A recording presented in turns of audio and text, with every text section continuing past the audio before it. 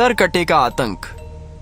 एक छोटे से गांव का से जिसका नाम था कतुलिस्तीवा। ये गांव के लोग बहुत खुशहाल जीवन जीते थे, लेकिन फिर एक दिन सब कुछ बदल गया। गांव में रात के समय अजीब घटनाएं होने लगी। पशु डर कर भागने लगे। धीरे धीरे गांव वालों को महसूस होने लगा कि कोई अनजानी परछाई अब गांव में मंडराने लगी है। एक रात गांव के उत्तर दिशा में बने एक घर से चीख की आवाज आई। लोग दौड़े, लेकिन जब वहां पहुंचे तो वहां केवल एक बच्चे की लाश मिली। उसके चेहरे पर भय की छाप थी, मानो वह मरते समय भी कुछ कहना चाहता हो। धीरे धीरे गांव में फैल गई एक भयानक अफवाह। एक सरकटा आदमी रात को गांव में आता है। वो हर रात किसी घर का दरवाजा खटखटाता है और जो बच्चा बाहर आता है वह फिर कभी नहीं लौटता। लोग इसे अंधविश्वास मानकर नजरअंदाज करने लगे, लेकिन फिर एक और बच्चा मारा गया, फिर एक और। अब यह सिलसिला हर रात का बन गया। हर रात जैसे ही घड़ी 12 बजती, गांव में सन्नाटा फैल जाता। हर घर का दरवाजा बंद कर दिया जाता। ठक ठक ठक ठक कोई जोर जोर से किसी घर का दरवाजा पीटता। उसके बाद बस चीख सुनाई देती और फिर सन्नाटा। सुबह गांव के चौराहे पर एक और मासूम की लाश पड़ी होती। गांव वालों का धैर्य अब टूट चुका था। एक सुबह वे सब मिलकर पास के थाना पहुंचे। उन्होंने इंस्पेक्टर रवि सिंह को सब कुछ बताया। इंस्पेक्टर ने पहले इसे मजाक समझा। अरे भूत वूत कुछ नहीं होते, किसी सिरफिरे कातिल का काम होगा। गांव वालों ने बच्चों की तस्वीरें, घटनाओं का क्रम और सबूत दिखाए। इंस्पेक्टर थोड़ा गंभीर हुआ और कहा, ठीक है, आज रात मैं खुद गाँव में पहरा दूंगा। अगर सच में कुछ है तो सामने आएगा। रात करीब 12:15 पर इंस्पेक्टर रवि गांव पहुंचा। गांव शांत था, मगर आसमान में काले बादल थे। हवा चल रही थी और हर तरफ डर का माहौल। तभी ठक ठक ठक ठक एक कच्चे घर का दरवाजा जोर से पीटा गया। इंस्पेक्टर ने अपनी बंदूक उठाई। अचानक एक परछाई सामने आई।